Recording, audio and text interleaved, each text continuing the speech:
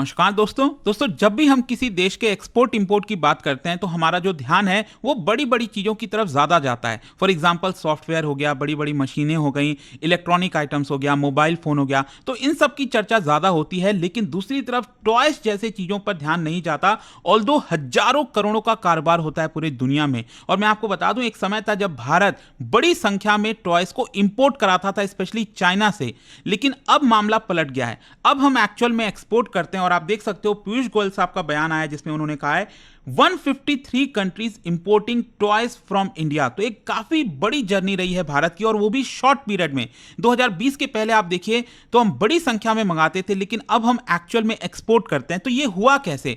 सरकार ने कौन सी ऐसी पॉलिसीज लाई, यहां पर अभी भी क्या चैलेंजेस हैं, आगे क्या करना है, वो सब कुछ मैं आपको डिटेल से बताऊंगा। चलिए आगे बढ़ते हैं। लेकिन उससे पहले आप सबको बता दूं, आज से हमारा जीएस फाउंडेशन 2026 का नया बैच स्टार्ट हो रहा है यूपीएससी का। अगर आप तैयारी कर रहे हैं जिसमें प्रीलिम्स, मेंस, इंटरव्यू सब कुछ की कंप्लीट प्रिपरेशन कराई जाती है। इनफैक्ट आपको एक पर्सनल मेंटर अलॉट किया जाता है पूरी जर्नी के दौरान। और अगर आपको कोई भी अलग अलग फीचर्स के साथ पैकेज चाहिए तो ये आप अवेल कर सकते हैं। लिंक कमेंट सेक्शन में है। यूज करिएगा code Ankit live to get maximum discount.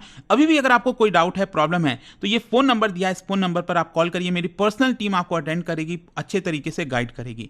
चलिए शुरुआत करते हैं। जैसा कि मैं आपको बोल रहा था, कई दशकों से Bharat was net importer of toys. Specially जो चीप चाइनीज टॉयज हैं वो भारत के मार्केट में फ्लड हेड हैं। इनफैक्ट आज के डेट में भी आप जाओगे तो बहुत सस्ते सस्ते जो चाइनीज खिलौने हैं वो आपको देखने को मिलेंगे। और जो लोकल मैन्युफैक्चरर्स हैं वो लंबे समय से स्ट्रगल कर रहे थे, लेकिन पिछले 5 से 7 वर्षों में चीजें काफी तेजी से बदली हैं। और यहां पर हम टॉय इंपोर्टिंग नेशन से बन गए हैं ग्लोबल एक्सपोर्टर। एंड नाउ अगर आप देखोगे तो 153 कंट्रीज को हम एक्सपोर्ट करते हैं। पीयूष गोयल साहब बेसिकली जो 2025 का टॉय बिज इंडस्ट्रियल एक्सपो है उसके अंदर वो बोल रहे थे। अच्छा, यहां पर थोड़ा सा समझना होगा कि 5 साल पहले होता क्या था। 2020 के पहले अगर आप देखोगे तो हमारी इंडियन टॉय इंडस्ट्री जो चैलेंजेस हैं बहुत सारे वो फेस कर रही थी। एक तो हम चाइनीज इंपोर्ट पर डिपेंडेंट थे। भारत में जितना भी टॉयज आता था 90% वो आपका चाइना से आता था। इसके अलावा हमारे देश में जो लोकल मैन्युफैक्चरिंग थी वो बहुत अनऑर्गेनाइज थी। स्पेशली जो कॉटेज इंडस्ट्री, एमएसएमई लेवल पर प्रोडक्शन होता था ज़्यादातर, मतलब लार्ज स्केल पर प्रोडक्शन नहीं होता था। फिर इसके अलावा सेफ्टी और क्वालिटी के इशूज़ थे। और यहाँ पर लो कॉस्ट जो प्लास्टिक्स होते हैं, इलेक्ट्रॉनिक टॉयज होते हैं, वो यूज़ किया जाता था, जिसकी वजह से हम कतराते थे, हम लेना नहीं चाहते थे। और ग्लोबल प्रेजेंस भी इंडियन ब्रांड्स का बहुत लिमिटेड था। तो सेक्टर्स में ओवरऑल इंफ्रास्ट्रक्चर की कमी थी, रिसर्च एंड डेवलपमेंट इन्वेस्टमेंट नहीं होता था, ग्लोबल कॉम्पिटिटिवनेस एक प्रकार से नहीं था। अब क्वेश्चन ये है कि क्या बदला, सरकार ने कौन से रिफॉर्म्स लाए। सबसे पहले तो 2020 में आप देख सकते हो क्वालिटी कंट्रोल ऑर्डर जारी किया गया, जिसके तहत यह बोल दिया गया 1 जनवरी 2021 से देश में जो भी टॉय बिकेगा, कोई भी टॉय हो, चाहे वो भारत के द्वारा बनाया हुआ हो, बाहर से हो, कोई भी हो, वो बीआईएस नॉर्म्स के बिना नहीं बिक सकता। मतलब ब्यूरो ऑफ इंडियन स्टैंडर्ड, कोई भी अगर आप सामान वगैरह देखो एक पर्टिकुलर स्टैंडर्ड होता है, तो टॉय में क्यों नहीं स्टैंडर्ड हो सकता है। तो इसको स्ट्रिक्टली एनफोर्स किया गया, चाहे वो mechanical, physical, flammable, chemical properties वो आपका स्टैंडर्डाइज होंगी कि आप इसी प्रकार के फिजिकल जो टॉयज हैं वो बना सकते हो। ये सारे केमिकल आप टॉयज में नहीं डाल सकते क्योंकि वो हार्म करेगा बच्चे को। तो इस तरह के स्टैंडर्ड यहां पर भारत के अंदर लाया गया। और डोमेस्टिक और फॉरेन मैन्युफैक्चरर्स, उनको सर्टिफाई कराना होता था बीआईएस से, तभी जाकर वो भारत में खिलौने बेच सकते थे। इसका परिणाम क्या हुआ, एक बहुत बड़ा जो चंक है low cost poor quality import का, वो एलिमिनेट हो गया, खत्म हो गया। जो चाइना वगैरह से भी स्पेशली बहुत खराब क्वालिटी के टॉयज आते थे तो उसको एलिमिनेट करने की कोशिश की गई। और जो इंडियन मैन्युफैक्चरर्स हैं उन्होंने अपना जो प्रोसेसेस है उसको अपग्रेड करना स्टार्ट किया, क्वालिटी मेंटेन करना स्टार्ट किया, कंप्लायंस किया। फिर दूसरा यहां पर कदम लिया गया वो है इंपोर्ट टैरिफ हाइक। क्या है कि जो सस्ते में इतने टॉयज आते थे, हमारी लोकल इंडस्ट्री खराब हो जाती थी, तो पहले सरकार इंपोर्ट ड्यूटी सिर्फ 20% लगाती थी। इसको बढ़ाकर सरकार ने 60% कर दिया और 2023 में 70% कर दिया। इसका मतलब जो बहुत सस्ते चाइनीज टॉयज होते थे उसका पूरा मार्केट आप सोचिए 83% गिर गया, क्योंकि वो महंगे हो गए। और यहां पर अपॉर्चुनिटी मिली लोकल मैन्युफैक्चरर्स को। उनको अब मौका मिला कि अरे हम अच्छे क्वालिटी के अगर टॉयज बनाएंगे तो हमारे माल बिकेंगे, क्योंकि अब चाइना का माल जो है वो थोड़ा सा महंगा हो गया है। फिर नेक्स्ट यहां पर मेक इन इंडिया और नेशनल एक्शन प्लान लाया गया टॉयज के लिए। यहां पर जो एक कॉम्प्रिहेंसिव प्लान है डीपीआईआईटी और बाकी मिनिस्ट्रीज के द्वारा, जो कि फोकस करता था टॉय क्लस्टर्स बनाने पर, एमएसएमई मैन्युफैक्चरिंग को अपग्रेड करने पर, डिजाइन और इनोवेशन प्रमोट करने पर, और साथ ही साथ मुद्रा लोन, सिडबी क्रेडिट, अलग अलग स्कीम्स के तहत जो है वो आपका फाइनेंशियल सपोर्ट भी दिया गया इंडस्ट्रीज को। और मैं आपको बता दूं, देश के 12 राज्यों में 19 टॉय क्लस्टर्स आइडेंटिफाई किए गए कि कहां पर ज्यादा फोकस करना है, और आईआईटीज, एनआईडी जो है उनका जो डिजाइन इंटरवेंशन है उनसे भी सपोर्ट लिया गया।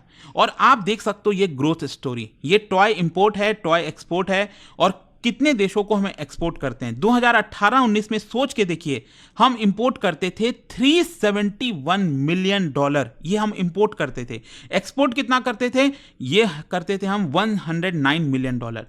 फिर आता है आपका 2021-22 में, यहां पर हमारा इंपोर्ट बहुत ज्यादा गिर गया। आप सोचिए, $371 मिलियन से गिरकर ये हो गया सिर्फ $110 मिलियन इंपोर्ट, और वहीं दूसरी तरफ हमारा एक्सपोर्ट एक्चुअली में काफी अच्छा हो गया, ये हो गया $177 मिलियन। और हम एक्सपोर्ट कर रहे हैं कितना? पहले हम 85 कंट्रीज को एक्सपोर्ट करते थे, ये बढ़कर 120 कंट्रीज हो गया, और अब जो है हमारा एक्सपोर्ट बढ़कर हो गया 153 कंट्रीज में। ऑल्दो एक्सपोर्ट की जो वैल्यू है वो उतनी बढ़ी नहीं है, वो एक्चुअल में थोड़ी सी कम हुई है, $152 मिलियन, लेकिन जो हमारे इंपोर्ट की वैल्यू है वो तेजी से डिक्लाइन हुई है, ये अब सिर्फ $90 मिलियन हो गया है। मतलब कहां 5-6 साल पहले $371 मिलियन का इंपोर्ट होता था, अब ये गिरकर सिर्फ $90 मिलियन हो गया।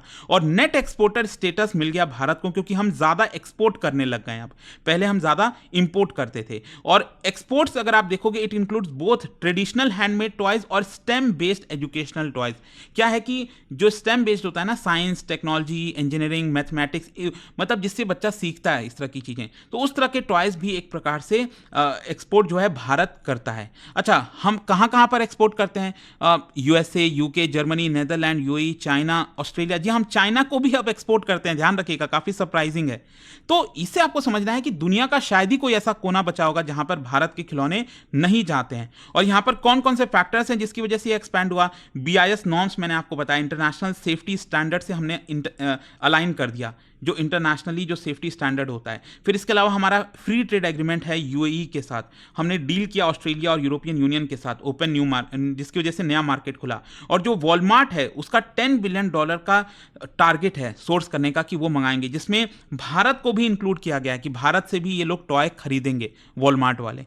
तो आप समझ रहे हो कि एक बहुत तेजी से बदला, और स्पेशली भारत में कई सारे स्टार्टअप्स आए, इनोवेशन आया। फॉर ये कुछ कंपनीज के नाम आप देख सकते हो। स्मार्टिविटी, ये एजुकेशनल DIY टॉयज बनाते हैं, 30 देशों को एक्सपोर्ट करते हैं, और 50% रेवेन्यू इनका सिर्फ एक्सपोर्ट से आता है। इसके अलावा शूमी हो गया, जो कि इको फ्रेंडली वुडन लकड़ी के टॉयज बनाते हैं। प्ले शिफू हो गया, जो कि ऑगमेंटेड रियलिटी वाले जो टॉयज होते हैं ना, लर्निंग टॉयज, वो इनके द्वारा बनाया जाता है।